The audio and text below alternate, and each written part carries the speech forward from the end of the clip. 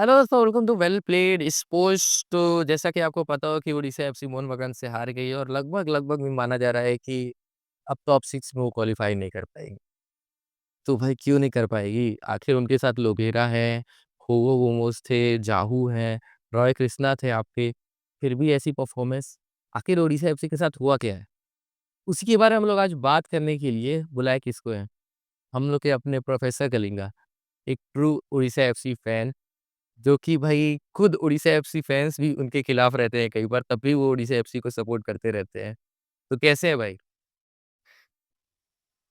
Tough tough season, tough day. तो भाई हम लोग शुरू से स्टार्ट किया जाए भाई।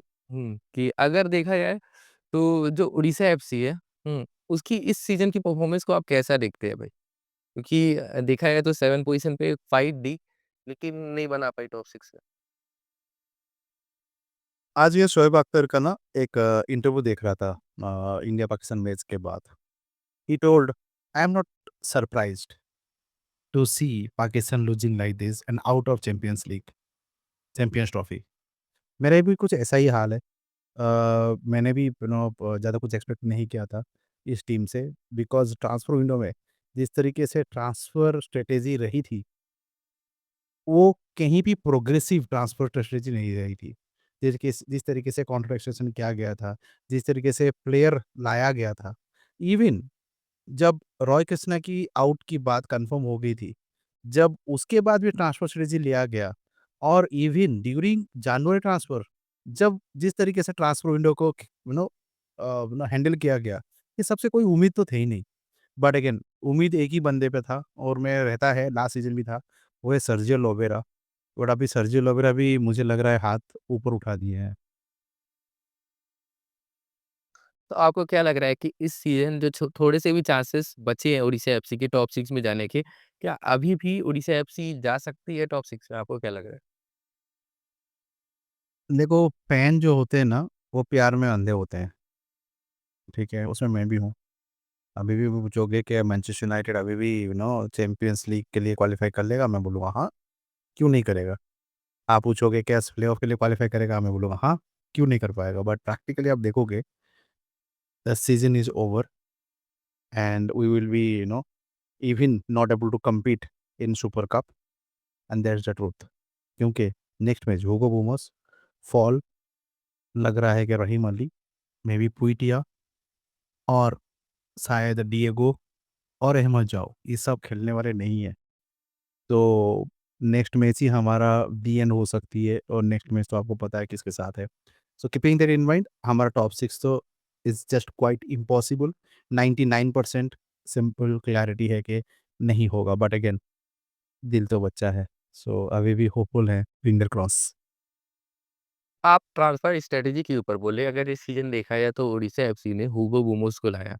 हुँ, उनके साथ-साथ गामा को लेके आए, रहीम अली को लेके आए, फिर विंटर ट्रांसफर विंडो में राहुल केपी को लेके आए। आपको क्या लगता है कि अभी भी लग रहा है आपको कि ट्रांसफर स्ट्रैटेजी ओडिशा एफसी की खराब थी? उन्होंने बस जैसे-तैसे साइनिंग की, ये सब साइनिंग के बाद भी? पॉइंट ये नहीं है कि हमने क्या ट्रांसफ़र में लाया, पॉइंट ये है कि हमने ट्रांसफ़र स्ट्रैटेजी में हमने किस लोगों को रिटेन किया, आपकी बेस टीम कैसी है? इट्स नॉट द पॉइंट कि आपने कितना बड़ा-बड़ा साइनिंग कर लिया। अभी ईस्ट बंगाल का एक एग्ज़ाम्पल लीजिए, चेन्नई एफसी का एक एग्ज़ाम्पल लीजिए, उन्होंने बहुत से प्लेयर साइनिंग कर लिए, but would it work for them? No. But आपने एडिशन कितना किया है? मोहन बागान ने कितना एडिशन किया है? अपुया, आई थिंक ये सीज़न एक ही साइनिंग हुई ना? Apuia and McLaren, right? If I am not wrong. Apuia, मतलब पोशेल, Tom Aldred, Alvarado Rodriguez, Greg Stewart. हाँ, मतलब फॉरेन में तो जो भी है, बट इंडियन में एक ही है, राइट? एंड देखिए, टीम तो क्योंकि टीम की बेस अच्छी थी, राइट? तो बेस हमारा अच्छा रहना बहुत इम्पोर्टेंट है और हमारी बेस ही गड़बड़ थी, राइट? आप लास्ट सीज़न की जो डिफेंडर था, इंडियन डिफेंडर, वो इस सीज़न में खेला ही नहीं, राइट? गामा को लाए, gamma was a bench player in Goa. तो अभी आके वो कितना ही कर लेंगे। राइट बैक हमारे पास अभी भी राइट बैक नहीं है। रहीम अली, क्या रहीम अली को राइट बैक सिलेक्ट किए गए थे? नहीं किया गया था। तो हमारी किस प्लेयर को रिटेन किया गया वो इम्पोर्टेंट है और कौन से प्लेयर साइन किया हमने? रहीम अली और के राहुल केपी, इन दोनों के लिए कोई भी टीम इंटरेस्टेड नहीं था। आपको भी पता है, उन दोनों को भी पता है। उन दोनों ने खुद से बोला है कि हमारे में कोई इंटरेस्ट नहीं था, ओडिशा इंटरेस्ट आ गया और हम लोग चले गए। So that says it all ना, कि हमारी transfer strategy was not up to the mark. और ऐसे एड़े-टेढ़े साइनिंग करने से कुछ नहीं होता है। It has to be proper, planning is very important. तो वही है। आपको लगता है कि डोरी रिप्लेसमेंट है रॉय कृष्णा के? मैंने भी कई बार क्वेश्चन्स उठाए कि यार एक एक तरफ है ए-लीग का चैंपियन, आईएसएल का चैंपियन और एक तरफ है स्टेट लीग का चैंपियन और बांग्लादेश प्रीमियर लीग का चैंपियन। आखिर अब आपको लगता है कि क्या डोरी साइनिंग सही थी रॉय के रिप्लेसमेंट के रूप में, डोरी की साइनिंग? हम बस मैं एक करेक्ट करना चाहूँगा, कृष्णा जो थे, वो 2 से 3 बार गोल्डन बॉय मतलब best scorer in the league जीत चुके हैं उनके करियर में। और डोरी के बारे में मैं क्या ही बोलूँ, आपने बोल ही दिया है कि वो कहाँ खेला है, कैसे खेला है। दुःख की बात ये है कि हमारे फैन जो हैं उड़ीसा एफसी के, कुछ ग्रुप ऑफ फैन हैं, इसको जस्टिफाई भी कर रहे थे कि रॉय कृष्णा जो हैं, उनसे बेटर जो है डोरी हैं, उनका साइनिंग हुआ है। And that has been the biggest problem, कि यहाँ पे सपोर्ट करना नहीं था, वहाँ पे हमको अपना आवाज़ उठाना था, तो शायद हम और कुछ बेटर प्लेयर को साइन कर सकते थे। कुछ लोग बोलते हैं कि सर्जियो लोबेरा का साइनिंग है, बट आप सर्जियो लोबेरा हो अमन भाई, तो मैं आपको एक क्वेश्चन पूछूँगा, आपको रॉय कृष्णा इंजर्ड हो गया है, रॉय कृष्णा का पूरा सैलरी, बहुत ज़्यादा सैलरी ले रहा है, टॉप 5 या टॉप 7 सैलरी अर्नर है इन आईएसएल, और वो इंजर्ड हो गया है, तो सैलरी तो उसको देना पड़ेगा, उसके ऊपर और एक प्लेयर लाना है, हमारे पास अभी पैसा नहीं है, तो हम शेल्टन सिल्वा और डोरी, इन दोनों में आपको चूज़ करना पड़ेगा कौन-सा प्लेयर, आप बोलो किसको लोगे? एक फिट प्लेयर को लूँगा मैं, डोरी। राइट। कम से कम फिट और आपके ऊपर वो ब्लेम हो जाएगा कि ये सर्जियो लोबेरा मतलब अमन भाई का सिलेक्शन था। बट पीछे की स्टोरी किसी को पता नहीं कि किस तरीके से अमन भाई को यहाँ पे केबीसी खेला गया उनके साथ, येस और नो, और वो येस और नो में वो फँस गया। सो ये सब एक बहुत बड़ी साज़िश है और ये प्रॉब्लम है। बट डू यू थिंक, आप खुद से खुद पूछो, जो भी ये वीडियो देख रहे हैं, ओएफसी के फैन, खुद को आँख बंद करके पूछो, क्या उस बंदे को ये क्वेश्चन पूछा होगा लोबेरा को कि तुझे कौन से प्लेयर चाहिए? वो डोरी बोलेगा या और बेटर प्लेयर बोलेगा? बिकॉज़ वो जो प्लेयर लाया है इंडियन सुपर लीग में खुद से, दैट हैज़ बीन लाइक, अभी भी लोग बोलते हैं, ओह माय गॉड! चाहे वो हुगो हो, एमोस जाऊ हो, फॉल हो, किसका नाम आप बोलो, जो प्लेयर उन्होंने बुलाया है उसने खतरनाक लेवल पे परफॉर्म दिया है। सीवाई-फीवाई 1-2 प्लेयर इधर-उधर हैं। So that's the truth. तो अब डोरी से हम लोग आगे बढ़ते हैं क्योंकि वहाँ पे हम लोग रुक के रह नहीं सकते हैं। अब अगर हम लोग आगे बढ़ा जाए तो भाई सबसे बड़ा क्वेश्चंस तो अब ये उठते हैं मैनेजमेंट के ऊपर। जैसे कुछ आपके अपडेट्स भी आ रहे थे कि मैनेजमेंट में भी बहुत कुछ अच्छा नहीं चल रहा है। और जो आपके उड़ीसा के न्यू सीएम है उनके साथ भी कुछ हुआ। और अभी भी देखा जाए तो जो जाहू हैं, वो क्यों छोड़ के गए हैं इसकी क्लैरिटी कुछ नहीं मिली है। आपको क्या लग रहा है कि मैनेजमेंट सही से वर्क कर रही है उड़ीसा एफसी के लिए या फिर प्रॉब्लम जड़ से ही है? देखिए, प्रॉब्लम ये है कि विज़न क्या है ओडिसा एफसी का? That is not clear. So her club का एक विज़न रहता है।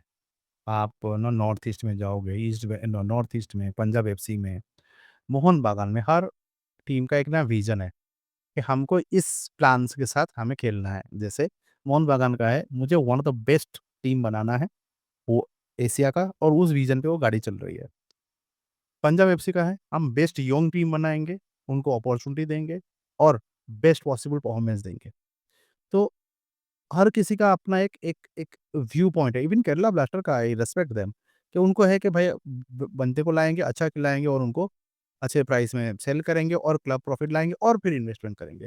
दिस एवरीवन हैज़ द ये। ओडिशा का कोई मुझे पता नहीं चलता है कि क्या प्लानिंग से खेलते हैं। वी डोंट नो इट, पहली बात है। सेकंड है, मैनेजमेंट की इश्यूज़ इसमें है कि मैनेजमेंट को क्लैरिटी नहीं है कि करना क्या है उनको। तुम लोबरे ऐसे कोच को लाने से सब कुछ नहीं हो जाएगा। You have to bring the players also. तो वो तो है ही नहीं। उसमें हमारे पास एक अच्छे सीईओ नहीं है, अच्छे स्पोर्टिंग डायरेक्टर नहीं है, हमारे पास बहुत कुछ चीज़ें नहीं है। जो भी थे, वो अभी केरला जा चुके हैं। रही बात, मैं अहमद जाऊ के बारे में बात करता हूँ। सो अहमद जाऊ की जो सिनेरियो हुई थी, उसने, yesterday was the match, today is the match, right? Yesterday, day before yesterday, मतलब आज है तुम्हारा संडे, फ्राइडे। फ्राइडे के दिन भाई साहब चले गए, ठीक है? अब क्यों चले गए, वो आपको एक साइड का स्टोरी पता चल रहा है, जो कि ओडिशा एफसी की टीम बता रही है, मैनेजमेंट बता रहे हैं कि चला गया भाई साहब, बोला नहीं। बट उसकी आप रिकॉर्ड देखोगे, वो गोवा के साथ हो या मुंबई के साथ हो, और इवन उसकी खुद की टीम के साथ हो, जब वो गोवा से पहले जो टीम है, उनका ऐसा रिकॉर्ड नहीं रहा है कि वो इस तरीके से बिहेव कभी किए हैं। पहली बात है, he has been so professional. आपने देखा ही है, राइट? आपने तो उससे बहुत दिन से देखा है आईएसएल में। सो उनके साइड का स्टोरी आपको पता नहीं है। तीसरी बात ये है कि ये जो चले गए हैं, नहीं बता के, Odisha FC, being a manager, Odisha FC management, they don't know about their player, कि वो प्लेयर क्यों चला गया है। Just imagine how mess we are talking about right now, and that mess is giving a hint that there is something which is not out in the public, जो मैं जानता हूँ, पर मैं बता भी नहीं पाऊँगा। द रीज़न इज दैट जिससे पता चला है, he that guy will be in the trouble, because उसको पता है वो चीज़। तो दिक्कत ये है कि आप कुछ दिन रुक जाओ, आपको ये सब चीज़ें बाहर आ जाएगी, नहीं तो आशीष ने की, नहीं तो ना हमारे कोई भी एक ट्विटर में तो कोई भी कहीं आ जाएगा। But I just want to say one thing, the story is out, is not totally true, there is something behind it, and don't जज अहमद जाओ, प्लीज़ ओएफसी फैन, जो आप गाली दे रहे हो, जो उनको चीटर-वीटर जो भी बोल रहे हो, दैट इज़ एब्सोल्यूटली रॉन्ग। कभी भी 2 साइड का स्टोरी सुन के कुछ जजमेंट देना चाहिए। एक साइड का स्टोरी सुन के अपना जजमेंट मत दो। Emma Jau has been loyal to their clubs, and for Odisha FC also, he has been champion player. यहाँ पे तो एक क्वेश्चन बनता है कि जाहू जो है, वो आपके अभी से तो खेल नहीं रहे हैं आईएसएल में। इससे पहले एक इसी तरीके का सिचुएशन हुआ था स्लाई इग्बोइन का, मुझे याद है। नॉर्थ ईस्ट यूनाइटेड एफसी के वो प्लेयर थे स्लाई इग्बोइन, और एक मैच आके खेले थे वो, और एक मैच के बाद वो अ, नाटक करने लगे, एक तरीके से कहा जाए कि मुझे ये चाहिए, ऐसे सही नहीं है, मुझे यहाँ नहीं रहना है। और वो कह के निकल गए नॉर्थ ईस्ट से, और नॉर्थ ईस्ट को छोड़ के चले गए बोल-बोल के। तो उनका समझ में आता है, लेकिन जाहू इंडिया में इतने दिनों से है। उड़ीसा में ही देखा जाए तो पिछले साल तक है। उड़ीसा में ज़्यादा कुछ तो चेंजेस हुए नहीं होंगे। हुँ। तो आखिर ऐसा क्या हुआ है? क्या पर्सनल रीज़न है कि क्या है कि आपके चाहू अचानक ऐसे छोड़ के चले जाए? क्योंकि ऐसे तो वो टीम के साथ रह रहे हैं। उनको इंडिया का भी अच्छा खासा पता है कि हाँ, इंडिया में क्या चल रहा है, कैसे रहना है। हाँ, तो आखिर ऐसा क्या हुआ है? क्या मैनेजमेंट से कुछ हुआ है उनके, मतलब कुछ लड़ाई-वड़ाई हुआ है, या फिर कुछ पैसा का पेमेंट नहीं हुआ है जो जैसा मोहम्मदान एससी में हुआ है? हालाँकि ऐसा ओडिशा एफसी से कभी निकल के नहीं आया है, लेकिन हम लोग बस अंदाज़ा लगा रहे हैं कि पैसा का पेमेंट नहीं हुआ है, जैसे मोहम्मदान एससी की कोच छोड़ के रातों-रात चले गए अपना रसिया। तो आखिर ऐसा क्या हुआ है? कुछ भी आप हिंट दे सकते हैं भाई? बट एक चीज़ बता रहा हूँ ना, कि 2 साइड का स्टोरी सुन के अहमद जाओ को जो भी बोलना है किसी भी फैन को बोलो। आपको बस एक चीज़ बता देता हूँ फिर से, कि जो अभी ट्विटर में और हर जगह फैलाया जा रहा है, that is not the whole story, there is something behind it, और ये अभी पता नहीं चलेगा, कुछ दिन रुक जाओ पता चलेगा। और उसके वजह से बहुत से player, in foreign player specifically, are not happy. Anyway please. Uh, अब ये वाला टॉपिक ही हम लोग छोड़ दिया जाए। एक और चीज़ पे बात किया जाएगा, वो मैनेजमेंट से ही रिलेटेड है। अक्सर ये चीज़ होता है कि टीम मेनली 2 तरीके से काम करती है, या फिर एक तीसरा तरीका होता है जो मिक्स वाला होता है। एक तरीका होता है कि मैं बस बड़े-बड़े प्लेयर्स खरीद के लाऊँगा और अपनी टीम बनाऊँगा, जो मोहन बागान मैक्सिमम करती है। हाँ, अब वो धीमे-धीमे अपनी रिज़र्व टीम बना रही है, वो बात अलग है। दूसरा तरीका होता है कि हम लोग यंग प्लेयर्स को लेके आएँगे और उनको हम लोग अच्छे प्राइस में सेल करेंगे, फिर अच्छे यंग प्लेयर्स लेके आएँगे, जिस पे आप देखिएगा तो हैदराबाद चलती है, कुछ हद तक केरला चल रही है, पंजाब एफसी लगभग उसी चीज़ पे चलती है। हुँ, तो ऐसा होता है, 2 तरीके से मेनली टीम्स चलती है। उड़ीसा एफसी ना बड़े प्लेयर्स साइन कर रही है, इंडियन प्लेयर्स में कह रहा हूँ। फॉरेन प्लेयर्स में भी तो ऐसे प्लेयर वो साइन किए जिनकी एज बहुत ज़्यादा थी। इंडियन प्लेयर्स में ना कोई बड़े से प्लेयर साइन किए, ना कोई उनकी तरफ से कोई बड़ा सेल हो रहा है कोई प्लेयर, कि वो प्लेयर को सेल करके अच्छा खासा पैसा कमा रहे हैं। आखिर कौन से थॉट प्रोसेस पे चल रही है उड़ीसा एफसी? आज नींद से उठेंगे, कुछ तूफ़ानी करेंगे। एएफएफ का एएफएफ को पूरी तरीके से हम फ़ॉलो कर रहे हैं। देखो देखो हमारा लीग का जो हमारा ओनर है वो एएफएफ है, तो हम उनको फ़ॉलो करना चाहिए। जैसे एएफएफ नींद से उठता है, कुछ तूफ़ानी करना है, उस तरीके से हम भी फ़ॉलो करते हैं। जो बड़े भैया जाएँगे जिस रास्ते पे, हम उसी रास्ते पे जाएँगे। तो हम और कुछ भी स्ट्रैटेजी नहीं करते हैं। सही है ना? बड़े भैया को फ़ॉलो करना है। तो अब देखते हैं भाई उड़ीसा एफसी क्या करती है, ये सब तो अब पास्ट होते जा रहा है। फ्यूचर की थोड़ी-सी बात कर लीजिए भाई। आपको क्या लगता है भाई कि अब ये सीज़न चलिए भूल जाइए कैसा भी गया हो। नेक्स्ट सीज़न उड़ीसा एफसी में आप क्या-क्या चेंजेस चाहते हो? उड़ीसा एफसी कैसे वर्क करे? अपने थॉट्स उस पे बताइए भाई। देखिए उड़ीसा एफसी को पहले तो एक स्पोर्टिंग डायरेक्टर लाना है इमीडिएटली एंड वो भी ढंग का। हमने नॉर्थ ईस्ट का एक स्पोर्टिंग डायरेक्टर देखा है, मतलब बहुत से क्लब हैं इवन मोहन बागान में बहुत से टीम में अच्छे-अच्छे स्पोर्टिंग डायरेक्टर हैं, जो स्ट्रैटेजी करते हैं, ट्रांसफर स्ट्रैटेजी पे ध्यान देते हैं, प्लेयर डेवलपमेंट पे ध्यान देते हैं। वो पूरी तरीके से काम करते हैं उसी पे। हमको ऐसा ओनर नहीं चाहिए जो ट्रांसफर स्ट्रैटेजी में अपना दिमाग घुसाए विथ लिमिटेड नॉलेज, ठीक है? ओनर कभी भी घुसना नहीं चाहिए उसपे। संजीव गोयल का जो है, वो कभी ट्रांसफर स्ट्रैटेजी में वो बैठते नहीं है। ही टेक्स द इनपुट और इवन गिव्स दैट कि तुमको स्ट्रैटेजी बनाओ, I am happy, I am putting a right person there, right? आज मैनचेस्टर सिटी इतना अच्छा खेल रहा है, उसका ओनर बैठ के ना मैनचेस्टर सिटी को हैंडल नहीं करता है। वो अपना-अपना बढ़िया टैलेंट को वो वहाँ पे बैठाया है और खुद मज़े करता है, मतलब एन्जॉय करता है। I want that to happen. Proper people should be there and ये जो कोटा सिस्टम है ना, कि उड़ीसा के लोगों को जॉब दिलवाना है, ये कोटा सिस्टम हटाना है पहले। ये यहाँ पे कोई चैरिटी नहीं चल रही है। चैरिटी चल रही है तो चलाओ एक लेवल तक, ग्राउंड्समैन तक या कुछ लेवल तक। ऐसे नहीं है कि हर कोई हो जो उड़िया हो उसी को ही हमको यहाँ पे जॉब देनी है। हमको प्रॉपर लोगों को रखना पड़ेगा। वो ट्रांसपोर्ट स्ट्रेटेजी हो या आपका मैनेजिंग डायरेक्टर हो, जो पोज़ीशन है। और जो एक्जिस्टिंग लोग हैं और स्टाफ्स उनको निकालो पहले। उनकी परफॉर्मेंस आप देख चुके हो 5 साल से, कुछ ढंग का होता नहीं है, ठीक है ना? वो सुपर कप का जीतने में ना कोई स्टाफ का कोई हाथ नहीं है, किसी का कुछ भी हाथ नहीं है। वो मिलियनर ने उस टाइम पे जिता दिया ऑन द फ्लो, ठीक है? सुपर कप तो देखा जाए तो मेरे लिए भी एक लॉटरी कप जैसा है, जो 3-4 वो मैच फ्लो पे खेला जीता है, वही गया। राइट? वो फ्लो पे जीत गया और मिलियनर ने अच्छा खिलाया था और टीम ने बहुत अच्छी खेली थी, डियागो एक अलग लेवल पे खेला। बट अमरिंदर भी अच्छा खेला एनीवे। सो उस लेवल पे अब 5 साल हो गया इन लोगों का, कुछ हो नहीं रहा है, उनको सब निकालो। Bring fresh talent, specifically player का नहीं बोल रहा हूँ, स्टाफ। ग्राउंड क्लीन करना है। ओपन हार्ट सर्जरी चाहिए यहाँ पे ओडिशा एफसी का। जैसे मैनचेस्टर यूनाइटेड का हो रहा है, उस तरीके से यहाँ पे होगा। उसके बाद क्लब का विज़न डिफाइन करो। वो 2047 वाला विज़न नहीं, जो एएफए वाला, उसको फॉलो मत करो। जो विज़न चलता है, कुछ काम करते नहीं। विज़न डिफाइन करो कि करना क्या है।